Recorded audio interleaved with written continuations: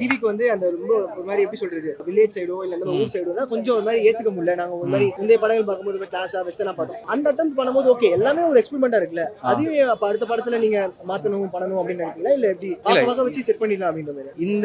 இந்த பிரான்சைஸ் பண்றோம்னா ஆப்வியஸா அது மாத்த முடியாது. இதுல அதே தான் செட், இது அப்படியே தான் போகும். பட் ஃபர்தர் ஃபிலிம்ஸ்ல வேற ஜானர்ஸ்ல அதெல்லாம் மாறும். இப்போ இதுவே நான் சிட்டி ரேஸ்ட் கிட் தான். ஸோ நம்ம ஒரு வில்லேஜ் சப்ஜெக்ட் பண்ணும்போது நம்ம அதுலேருந்து எவ்வளோ R&D பண்ணி எவ்வளோ தத்ரூபம் பண்ண முடியுங்கிற ஒரு அட்டம் நம்ம எடுக்கிறோம். End of the day it is a fantasy adventure. நம்ம வந்து ஒரு படத்தை ப்ரெசென்ட் பண்ணுறோம், அதில் அந்த கேரக்டர்ஸை லைக்கபிள் ஆக்கிறதுக்கு நம்ம என்ன தேவையோ அதை பண்ணுறோம். ஸோ அதுதான் idea. We are doing a genuine effort. அது இப்போ நீங்கள் சொல்ல மாதிரி அவருக்கு ஒரு இமேஜ் இருக்குது, அவர் நிறைய படங்கள் பண்ணனால it's in image shift. So it take some time to set. But நம்ம சைட்லேருந்து ஒரு நல்ல ஜென்யூன் எஃபர்ட் இருக்குது. அவரும் ஒரு எஃபர்ட் போட்டிருக்காரு.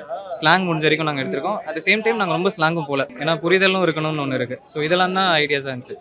ஃபர்தர் ஃபிலிம்ஸில் எல்லோ ஆல் டிஃப்ரெண்ட் திங்ஸ். இப்போ ரொம்ப அர்பனான செட்டிங்கில் ஃபிலிம்ஸ் இருக்குது. ஸோ எல்லாமே நம்ம எழுதியிருக்கோம். அந்தந்த ஜானரை கரெக்டாக அந்தந்த ஸ்டைலில் பண்ணுங்கிறது தான் ஐடியா.